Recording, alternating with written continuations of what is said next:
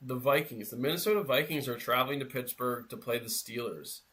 And this is an interesting game purely because of the fact that Carson Wentz most likely will be the starter for the Vikings against the Steelers. Now, the Steelers are coming off of a game where they caused 5 turnovers against the New England Patriots. 5 turnovers. Like, the Patriots outplayed the Steelers in every other facet of that game other than turnovers. And so that's such like an important factor to understand when looking at this team is, the Steelers to me, they're not like an amazing team. They're not a playoff caliber team for the most part. But what I can say is they have game breakers out there. They have players that can disrupt the game and just with one play have a huge impact on the game. I will not take that away from the Steelers. You have T.J. Watt, you have Jalen Ramsey, right? There's Cameron Hayward out there that's constantly disrupting plays, punching the ball out, getting sacks, right? There's a bunch of studs that this Steelers team have on their defense. Now, I will say their offense is not explosive whatsoever. Aaron Rodgers and DK Metcalf clearly aren't on the same page, and I don't know if they're necessarily using DK Metcalf in the right way as well. That's something I'm also considering and looking at. But again, on the Vikings side, you have Carson Wentz, who to me, he's a serviceable quarterback. He had a really good game against the Bengals. Now, that is the Bengals. Their defense is not good, right? The Steelers' defense is much better than the Bengals' defense. And so I think it's going to be a little bit of a different story. But Carson Wentz is also getting another week under his belt in this offense and getting more comfortable with his weapons. Another big addition, and I think this will be something that I think will have a big impact on this game, is the fact that Jordan Addison should be back for this game for the Minnesota Vikings. They've been without that wide receiver for the first 3 games because of a suspension. And so Jordan Addison getting reinstated is a huge addition for the Vikings. You also have to look at the fact that, to me, Jordan Mason has been a great running back for the Vikings as well. He has 40 carries for 214 yards and 2 touchdowns this season. And that's him being behind Aaron Jones for half of these games as well. And so if Jordan Mason is able to have an impactful game in the run for the Vikings, I think you actually have a really good chance if you're the Vikings to win this game. Again, on the Steelers side, I'll go back to them real quick from an offensive perspective. Again, they really do need to figure things out. They do not have a run game whatsoever. Their offensive line is shaky at best. I was watching that game, and you just have an old quarterback that is not mobile anymore. Like, can he run? Sure, but he's nowhere near the ability that he used to be from a running perspective especially. And so when you have a line that's like Swiss cheese, you're going to have a lot of issues, and you're going up against the AFC North generally when you're the Steelers, and that's not an easy division to go up against when you're a quarterback. And so again, I am concerned about this Steelers offense. I am curious to see if they start to figure some things out. They really need to figure out their wide receiver 2 situation. Last week they had Calvin Austin stepped it up for them, but I just don't see that being an every week sort of thing. I think you'll have peaks and valleys, but again, I do not expect him to have that sort of game on a regular basis. I don't think when it comes to what I expect in this game, I don't think the Steelers defense will have 5 turnovers in this game. I don't think that's what they need to have to win this game, but I just don't see the Steelers being able to do the same thing against this Vikings offense that they did against the Patriots. The Patriots don't know how to run the ball so far this year. It's seemingly that they don't even have a run game. The Vikings are successful in the run, and I think that's going to be something that really the Vikings are going to focus on in this game. I expect the Vikings to actually win this game 23-17. I think it's going to be a really close one, but to me, I just think the Vikings overall are a better team. I think their defense is much better than the Steelers' offense, and I think they're going to cause problems for Aaron Rodgers. The Steelers, I think they might get one of their touchdowns this week from a defensive play. I think their defense might score as many points as their offense this week. That also is a bold prediction, maybe a bad take on my part. But I really do expect that just because this Vikings offense is much better than the Steelers offense, and their defenses are pretty comparable. So again, I have the Vikings winning this game 23-17.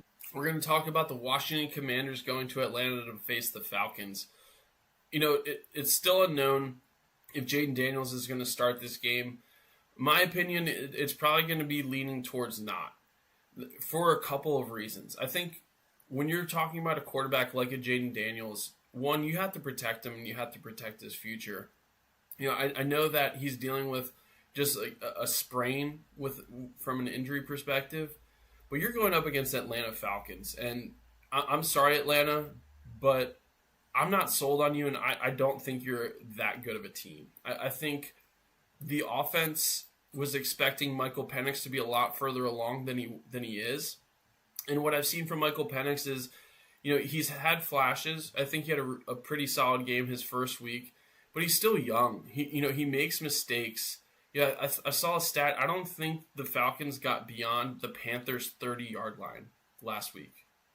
And that's the Carolina Panthers. The Carolina Panthers are not known for defense. They are known for having a bad defense, in fact. And so when you're Atlanta, you have a weapon like Bijan Robinson, and you have weapons like Drake London out there, and you can't get past the Panthers' 30-yard line. There are some serious issues going on there. There's no doubt in my mind about that. I don't know if it's communication. I don't know if Michael Penix isn't making decisions fast enough, if he's not being accurate, or just the offensive play style doesn't work well with the weapons that they have. They saw success in the past.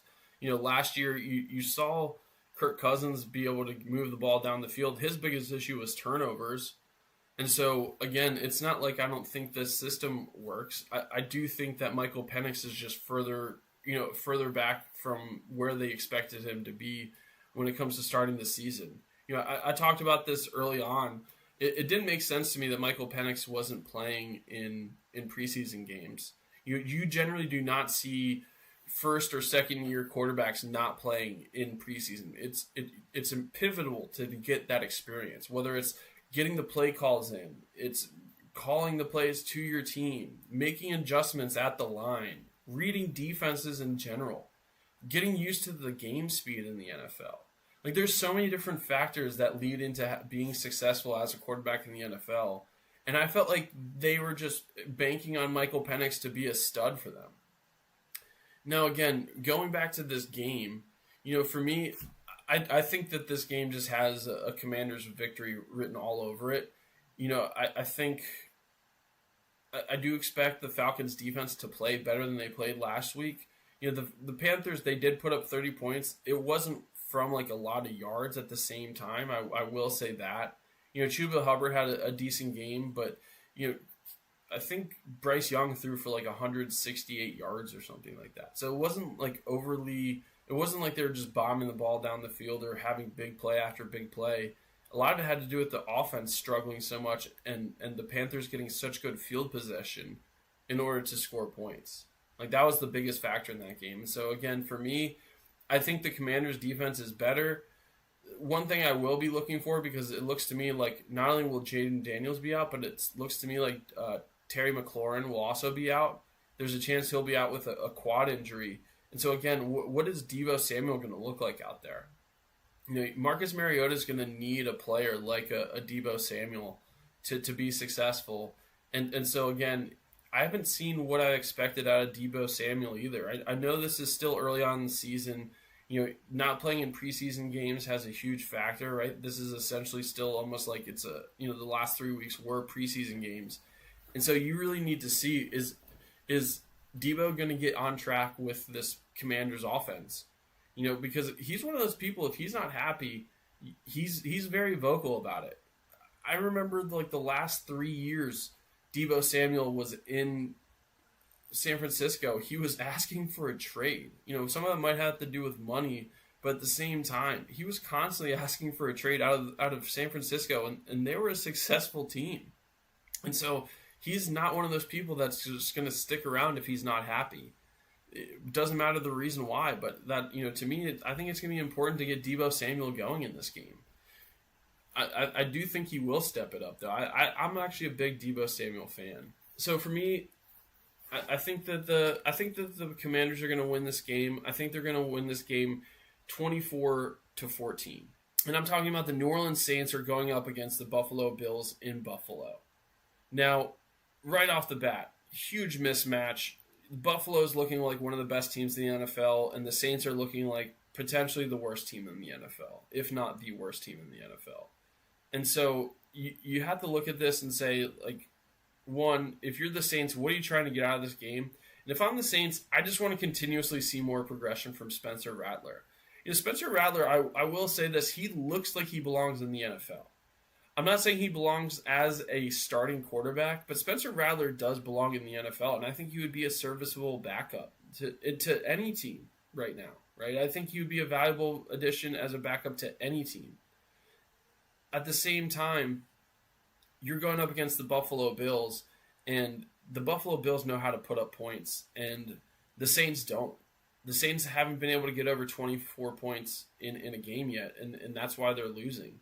24 points. Drew Brees said that's the magic number for the Saints in order for them to win games, and they haven't been able to get there yet. And so I'm curious to see, the Bills' defense isn't necessarily the tops in the NFL. They're not one of the best, but at the same time, I think the biggest thing you're going to see from this Bills team is them just running the clock. I see them running a lot in this game. I don't think they're going to go into this game saying, like, hey, let's blow out the Saints. I think that's going to be a given. And so if you're the Saints, one, you want to see more continuity on the defense. You want to see them actually making some plays, maybe breaking up some passes, maybe causing a fumble or getting an interception. And if you're the Bills, you just want to have a clean game where someone doesn't get injured. That's the biggest goal, I think, in this game for the Bills. It's almost like a preseason game. It truly is. Like, just don't get injured. Like, find a way to get out of this game as healthy as possible. For the game, I expect the Bills to win this game. I expect them to win it big. I think the Bills are going to win this game 34-13. Next game is actually the Cleveland Browns against the Detroit Lions. Now, I talked about the Saints and the Bills and talking about how there's zero chance that the Saints win that game.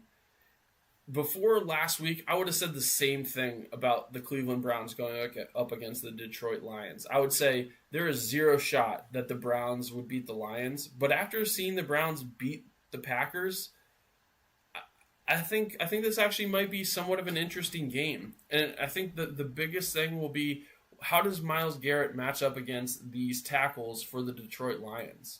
The Detroit Lions didn't allow a single sack from the Baltimore Ravens. Now, the Baltimore Ravens pass rush is nowhere close to the Cleveland Browns pass rush. I'll say that. But again, Jared Goff didn't get hit once by the Baltimore Ravens. And so Myles Garrett, you're going to have to get to the quarterback. You're going to have to cause Jared Goff to rush out of the pocket, to scramble, to get flustered, if you want to have any chance in this game. Now, again, the Browns, their defense is stout. They do not allow a lot of yards on the ground, so I'm not expecting a big game out of Josh Jacobs. And Jordan Love is going to need to be he's going to need to have a solid game against this Browns defense. They have really good cornerbacks. Like, Denzel Ward is one of the best cornerbacks in the league. And so, again, when you have Myles Garrett rushing from the edge, and you're waiting for one of your receivers, i.e., I'll say, Amon-Ra St. Brown or Jameson Williams, you need them to get open as quickly as possible, because your mental clock, when you're going up against an edge rusher like a Myles Garrett, it just goes that much faster. It really does. Counting to 3, it's more like 2 seconds. Because you're just saying, like, hey, like, he's got to be close. He's got to be close. There's a funny clip going around. I don't know if you guys saw this, where Myles Garrett was going up against one of the Packers linemen, and he juked the guy out and then went in. And as he was running past this lineman, the lineman runs, "Jordan, run!" And you're just like, wow, like that just happened. And Myles Garrett got to get a laugh at it. He didn't sack Jordan Love on that play. The guy yelling "Jordan, run" probably actually saved the play. because he did run after that and was able to scramble and get the ball off. But at the same time, if you're doing that constantly as the Detroit Lions, like I think Penei Sewell is a great tackle. Taylor Decker is also a good tackle. I expect Myles Garrett to line up on Taylor Decker's side a lot more than Penei Sewell's, because that's going to be your best chance at a mismatch. The Lions team overall is just a really solid team. Like what they did to the Ravens defense is just, they ran all over them. They just absolutely embarrassed this Ravens defense.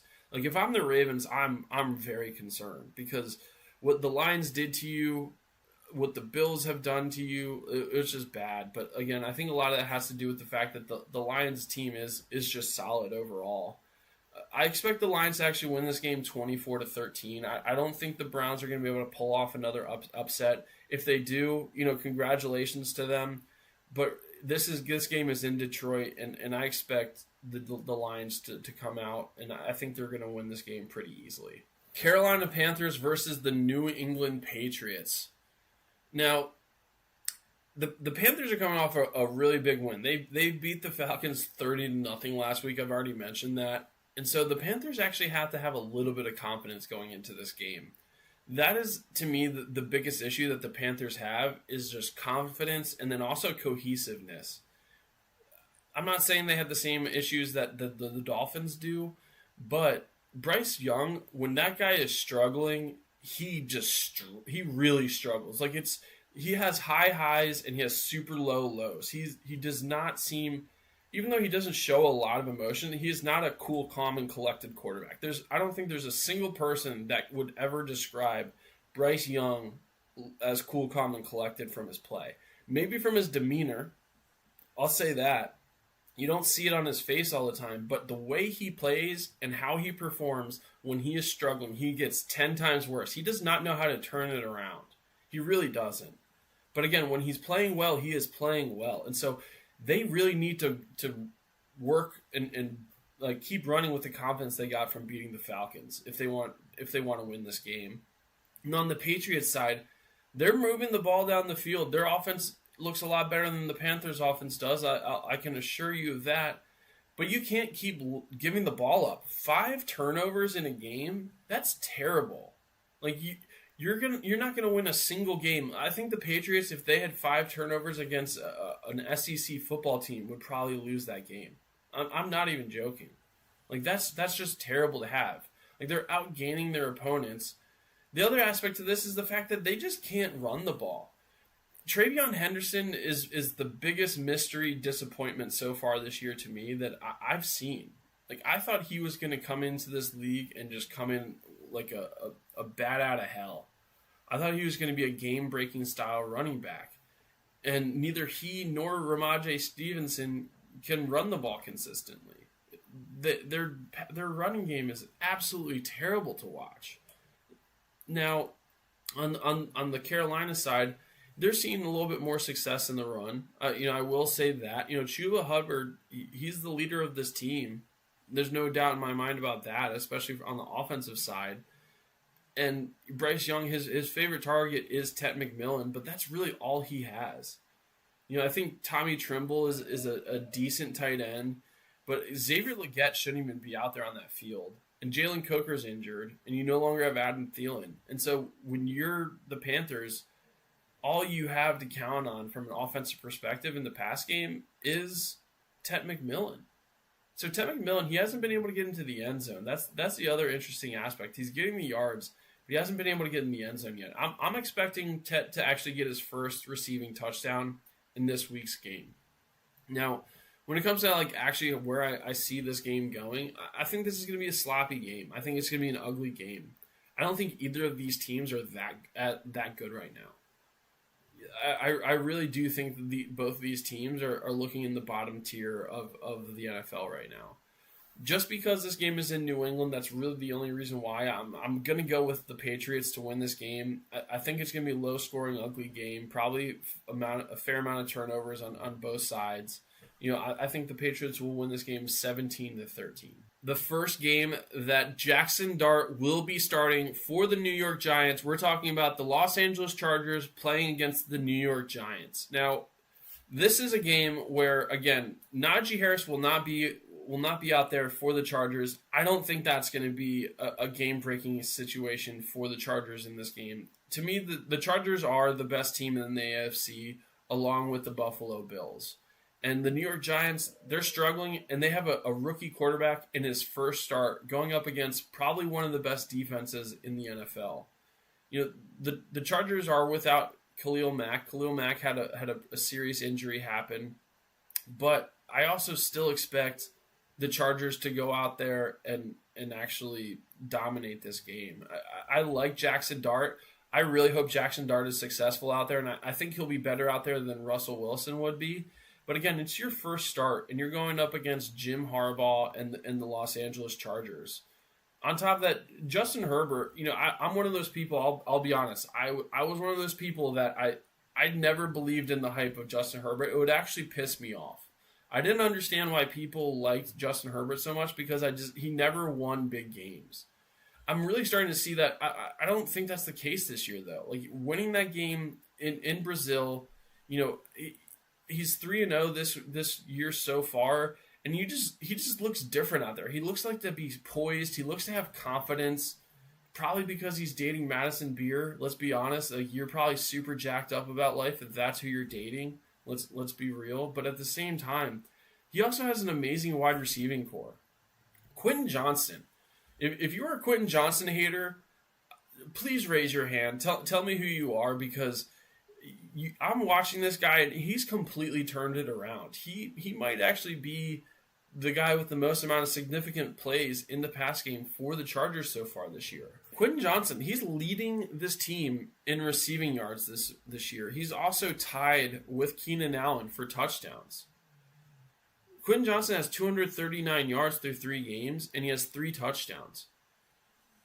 I said this in the beginning of the year. I love this wide receiving core. Like, Ladd McConkey's not even having the year I expected, and I still love this receiving core. I think so many people are paying attention to Ladd, and that's why he is struggling. But Keenan Allen is such a good route runner. He has amazing hands. I think it was such a blessing to the Chargers that he came back. I really do think that. And I'm so happy for Quentin Johnston. Like, Quentin Johnston having the game and having the season that he's been having is awesome to see, because again, he was getting knocked for his hands and dropping the ball, but this year he's making those catches and he's making the plays. And so again, for this game, I think the biggest aspect is the passing attack that the Chargers have. It's also going to be the fact that Jaxson Dart is just inexperienced. I just don't think I can expect much out of Jaxson Dart from this perspective. If the Giants do want to have a chance in this game, it's going to have to come from their pass rush disrupting Justin Herbert. Like, can you make Justin Herbert flustered? That's going to be the biggest tell and the biggest determination, in my opinion. I'm also curious to see how Amarian Hampton handles the majority of the carries now. Because, again, the run game, you're going to have to use that run game to set up the pass game. The Giants' defense isn't anything spectacular, but they do have a good pass rush. And so, again, when it comes down to what I actually expect in this game, where I see this game going, I see the Chargers winning this game in New York 27-17. I do think Jaxson Dart will have a pretty up and down game. I wouldn't be surprised if he struggled at first, gets a little bit flustered. But I love this guy's moxie. I think his confidence will get there, and I see them being able to make some plays. Next game we're going to be talking about the Philadelphia Eagles going up against the Tampa Bay Buccaneers. Now, if Mike Evans, I'll say this right now, if Mike Evans was not injured, if Chris Godwin was not injured, I would 100% be picking the Bucs in this game. Maybe I'm a Philadelphia Eagles hater. Maybe part of that is because I despise their offense. Like, their offense to me is just so boring. It's so bland. I will say Jalen Hurts finally remembered how to pass the ball, and he also remembered that he has A.J. Brown on his team. The second half of last week's game against the Rams, he realized, I have like an all-pro caliber wide receiver, and he's going to need to do that in this game, because regardless of the weapons that Baker Mayfield has out there, again, I love this Bucs team, and I'm loving what Baker Mayfield is doing this year. They're going to be able to put up points, regardless of who Baker Mayfield's weapons are. Emeka Egbuka is an absolute stud. I've talked about him earlier in this podcast. I've talked about him in prior podcasts as well. I think he's the best receiver that is coming out of that draft class. And so again, to me, if they had Mike Evans out there and Chris Godwin, 100% choosing the Bucs in this game. Now on the other side of that, this Eagles defense is scary. This Eagles defense is the real deal. They struggled against the Rams in the first half, but they shut them down basically in the second half. I think the Rams in the second half only got 3 points on the board. They were completely shut down. And so again, they have the line, they have the linebackers, and they have the secondary. Now, again, going back to things, if you're the Eagles, the biggest thing you need to focus on is shutting down Emeka Egbuka. I think they're going to really key on him. I'm not sure if it'll be Quinyon Mitchell that they put on him or who it might be, but I do expect them to have a safety over top on Emeka Egbuka this whole game. And from a defensive perspective or offensive perspective, Saquon Barkley needs to get back going. Saquon Barkley struggled against the Rams, and so I'm curious to see if they get him back on track and if they focusing on the run a lot. I think a lot of that, again, will have to do with how many points the Bucs are putting up. I think the Eagles would much rather prefer just to be running the ball most of the time. That's what their offense has really been for the majority of the beginning of this season. But again, I think you're going to have to put up more points against a team like the Bucs. I think the Eagles are going to hand the Bucs their first loss of the season. I see the Eagles winning this game 24-17. Next game we're going to be talking about playoff implications, guys. This is a huge matchup that I'm going to be talking about next. So make sure you stay tuned. I am talking about the Tennessee Titans playing against the Houston Texans. 2 0-3 teams. I mean, first off, what I'll say about this game could go either way.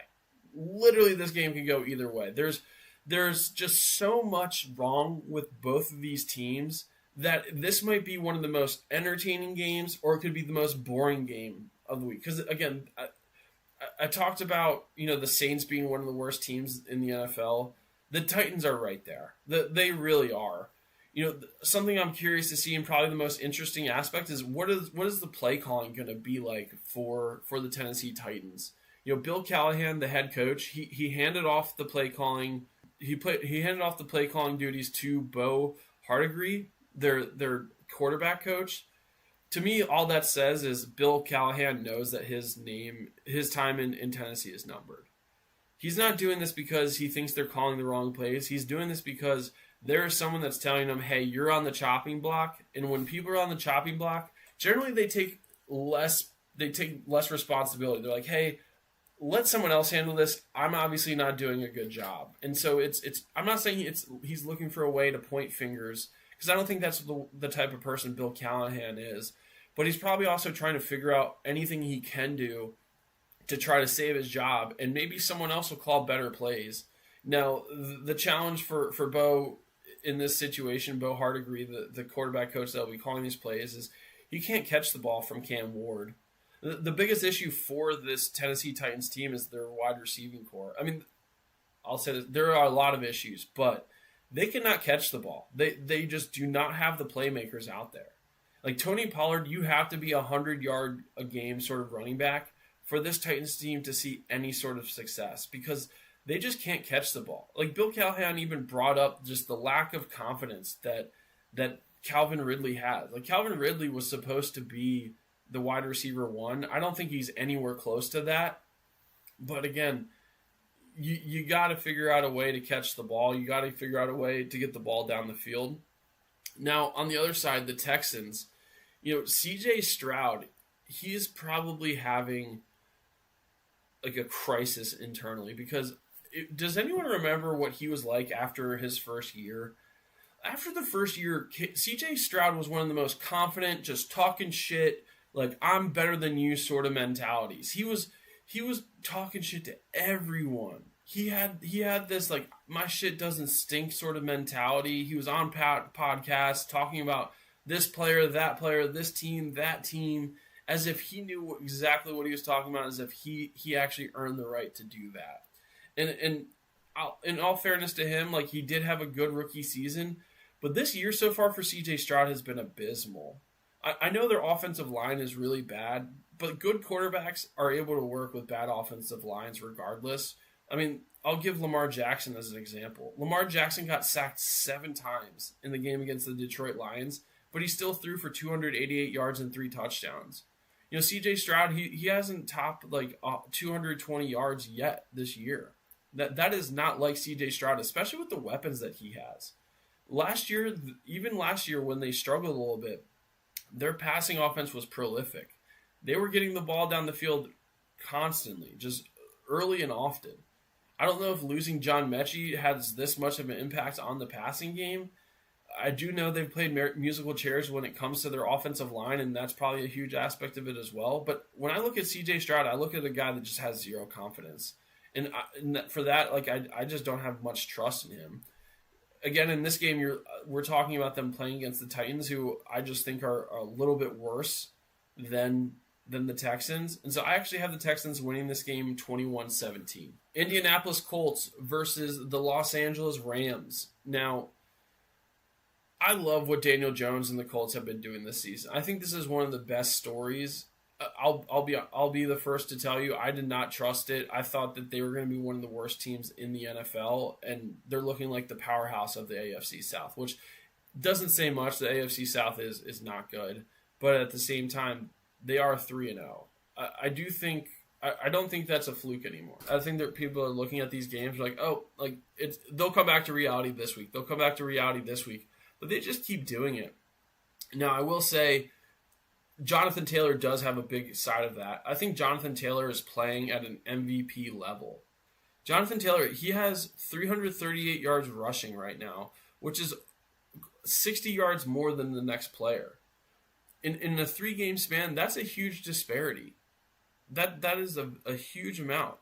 So again, Jonathan Taylor, he's playing at MVP level. He has 3 touchdowns. If you look at his receiving stats, let's pull this up real quick. Receiving wise this year, he has 93 yards and a touchdown as well. So again, he's playing at an MVP caliber level. Now, he's going to have to keep that up, especially against the Los Angeles Rams, if the Indianapolis Colts want to have any shot in this game. I will say that.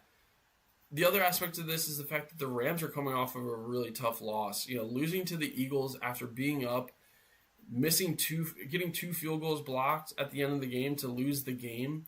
They do have a bad taste in their mouth. I know Sean McVay is one of the best coaches. Matt Stafford, he is a true leader, and as long as his back is healthy, they are an elite team, especially in the NFC. So to me, there's 2 main factors for this game. First off is, how does Jonathan Taylor do against this Rams defense? This Rams defense is electric. They're young, they're fast, and they're powerful. They know how to get to the quarterback, and they also know how to stop the run. They really do. They did a great job of shutting down Saquon Barkley and Jalen Hurts. And so you're going up against the Colts, who have arguably the best running back so far this year. Can Jonathan Taylor find a way to get through this Rams defense is going to be a huge factor. The other aspect of this that I'm curious to see is, can Tyler Warren have a career game in this game? I know he's a rookie. This is only his 4th game of his career, but he's going to have a really good game in this game for the Colts to have a shot, in my opinion. I think the Rams are going to win this game. I think they'll win this game 24-14. The Baltimore Ravens are going to Kansas City to play the Chiefs. Now, I think before this season started, everyone would say, hey, this is an AFC championship matchup. Both teams are hungry, too. Both teams are 1-2. This is, I hate to use this term, especially this early in the season, but this is a must-win game for these teams. The Ravens have lost 2 games, both against really good teams, against the Bills and against the Lions, and the Chiefs have lost to 2 really good teams, the Chargers and the Eagles. And so being 1-2 in really tough divisions, being 1-3 is so much harder to come back from. Neither of these teams have easy schedules, and so you need to find ways to win games as early on as possible in order to have a chance to get good playoff, a good playoff seed. And so again, I'm really curious to see what happens in this game. I'm really worried about this Ravens defense. I'll be the first to say this. They're dead last in both passing and rushing defense. They did the same thing last year and turned it around at halfway through the season. They don't have the luxury of doing that this year. They really don't. They're just not good enough in order to make those sorts of mistakes and let up so many yards and so many touchdowns. Because their defense is Swiss cheese. Now, the good news for the Ravens is the fact that the Chiefs' offense is not good either right now. The Chiefs' offense, it's essentially Patrick Mahomes either making plays with his arm or with his legs. Like, Travis Kelce isn't going to be effective in this game. He generally isn't until later on in the season. He saves his legs. Isaiah Pacheco, for some reason, has lost his ability to be an effective runner. I'm not sure if it's his leg injury or what, but that guy used to be always, his legs were always constantly moving. He was constantly breaking tackles, constantly moving the pile. And I haven't seen that out of him yet this year. So again, you're seeing a really bad Ravens defense play against a really bad Chiefs offense. That's such a crazy thing to say, but it's the truth. When you think about these Chiefs teams, you think about their offense. When you think about the Ravens team, you think about their defense. And both of them are not good right now. Now, on the other side of the ball, the Ravens offense is great, but so is the Chiefs defense. Like, this is going to be a really exciting matchup. I'm really worried for Lamar Jackson and whether or not this offensive line is going to be able to hold up against this Chiefs defensive line. Like, George Karlaftis and Chris Jones are going to be coming after Lamar Jackson on a regular basis. Because, again, if you watch what the Lions did, it made it so that they couldn't run the ball. The other thing I need to see Derrick Henry not fumble the ball. Derrick Henry has 3 fumbles in 3 games, 2 of which were in pivotal situations.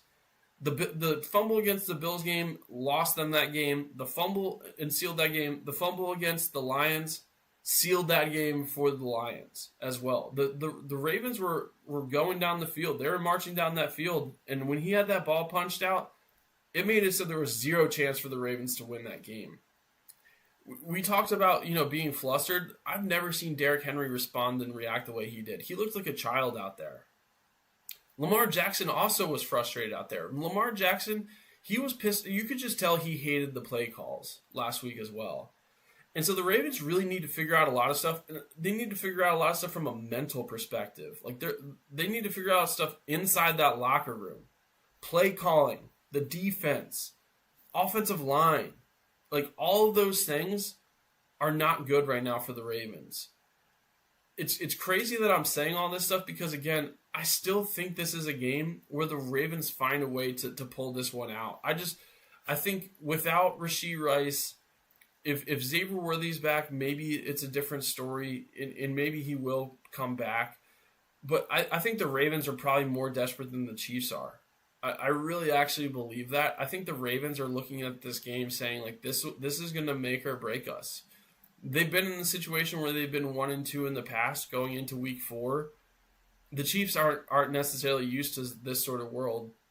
And so we'll see how they respond. This might be a crazy take. Tell me, maybe this is because I'm a Ravens fan. I predicted the Ravens to lose against the Lions, so I feel like I'm pretty fair. I predicted them to lose against the Bills. But I actually have the Ravens winning this game, and I think it's going to be a close one.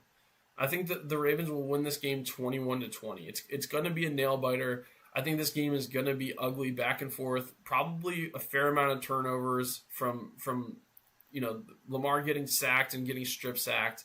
And I think, hopefully the Ravens defense can find a way to cause some turnovers against the Chiefs offense because, again, if they don't, they're going to be in a lot of trouble. But for some reason, I just have the feeling the Ravens are going to win this game 21-20. The Chicago Bears versus the Las Vegas Raiders.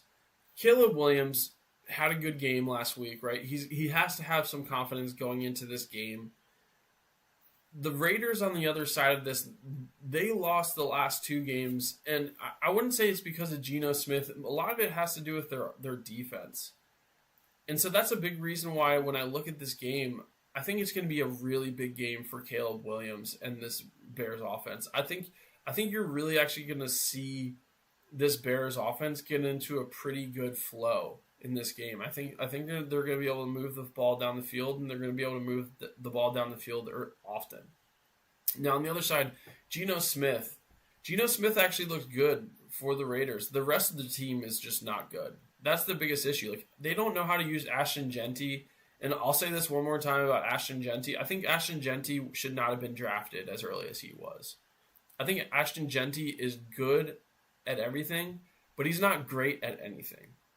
Maybe great at breaking tackles, but that's about it. I just don't think he's a game breaker. I don't think he's going to be a difference maker. I think he's a solid running back. Like, I'll compare him, like, who I would compare Ashton Genty to is, like, if you remember Marion Barber, right? I think Ashton Genty is a Marion Barber style running back. The Raiders also just haven't been able to figure out how to get him going. I think a big part of that is the offensive line. I won't put it all on Ashton Genty. You know, I saw a stat that he has like 145 all-purpose yards. He's got like 146 of them are from, or like he has 146 yards, and like all of them are after being touched. So it's like after the first contact is when he's getting all of his yards, and it's like at the line of scrimmage. Teams are penetrating this offensive line of the Raiders, and so I think that's a big reason why Ashton Genty is struggling. Because I wouldn't say I've been impressed at all with how he's played so far. I think he's better than how he's been playing. I also just don't think that he's like the answer. Is really what it comes down to. And so for me, again, I think this is a great game for the Bears to continue getting momentum. I think Ben Johnson will continue his momentum of working on his relationship with Caleb Williams and getting this offense to become more and more dangerous. I expect that the Bears will win this game 23-17. Sunday Night Football, right? I think this is the matchup everyone's excited about. There's going to be so much drama. There's going to be so much attention on it. I'm talking about Sunday Night Football. The Green Bay Packers going to Dallas to face the Cowboys. It's the homecoming game between Micah Parsons and the Dallas Cowboys. Right off the bat, the first thing I need to talk about when it comes to this game is CeeDee Lamb being out for the Cowboys makes it so hard for the Cowboys to win this game. You know, the Packers showed that they're mortal, right? The Packers lost to the Browns, and I think that was a wake-up call for them. I think they actually needed that. They seem to be, you know, really buying into the media hype and everyone talking about how they're a Super Bowl team. You know, they had a player that came out and said, like, I don't think there's a single team that can beat us. You know, that's good to have that sort of confidence. You don't really need to say that, though, to the media. It just fuels the fire. And you got put on your ass by the Cleveland Browns. No one expected that, but that happened, and that's why any given Sunday, right? So the Cowboys have a shot in this game, but again, CeeDee Lamb being out for the Cowboys really hurts them. I think the other, obviously, story that everyone wants to talk about and focus on is Micah Parsons coming home. The first question I have, and you guys tell me, do you guys think that Micah Parsons will get booed when he shows up in Dallas? Like when they announce his name in the starting lineup, or he runs out onto the field, or the first time he makes a tackle or a sack, are the Dallas Cowboys fans going to boo Micah Parsons? Like, that would be kind of crazy if they did. Another important aspect for this game, in a way that I think that the Cowboys can have a shot at this game, is, you know, does Javonte Williams, is he able to run on this Packers defense? You know, Jerry Jones, this is the perfect time for you to show that Micah Parsons isn't good at stopping the run. Like, if I'm Jerry Jones, I am telling Schottenheimer, like, you need to run this ball 40 times in this game. Because, one, you don't have CeeDee Lamb. You can throw the ball to George Pickens. But, again, I need to prove that getting Kenny Clark was a good idea and letting go of Micah Parsons was a good idea. So, like, I'm expecting Jerry Jones to tell Schottenheimer, like, hey, I need you to run this ball 40 times. And, like, you need to be successful with it. So, if the Cowboys want to have any chance in this game, I think you're going to need to see Javonte Williams and Miles Sanders for combining to over 150 yards. Like, that's the only way I really see the Cowboys having a true legitimate shot in this game. Because, again, without CeeDee Lamb, you just can focus so much of your passing defense on George Pickens. And George Pickens is a good receiver, but he's not CeeDee Lamb, right? CeeDee Lamb is essentially one of one, in my opinion. He's a great receiver. Now, going back to the Micah Parsons situation really fast, I'm curious, how many times do you think Micah Parsons is going to sack Dak Prescott? Or do you think that the Cowboys offensive line is going to do everything they possibly can, even double teaming him when unnecessary, to make sure that Micah Parsons doesn't get a sack? Because that to me would be like the ultimate icing on the cake for Micah, is if he's able to get to Dak Prescott. He was actually interviewed, and I think they're trying to take it out of context or make it seem like what it was. He said it's going to be extremely painful to sack Dak. Now, when you take it says it's going to be extremely painful when talking about sacking Dak Prescott, you can either make that sound like, oh, like he's gonna bring the pain to Dak Prescott, but I think he was actually saying it like it's gonna hurt to sack Dak because I think he likes Dak Prescott and I think they're friends. And so again, I'm gonna be really curious to see if he gets a sack in this game. I expect the camera, like kind of like the Taylor Swift camera when Chiefs are playing, like there's always a camera looking for Taylor Swift and on Taylor Swift at all times. I think there's going to be like a Micah Parsons camera. They're just going to constantly be showing Micah Parsons and Jerry Jones. I think actually we should probably make a game.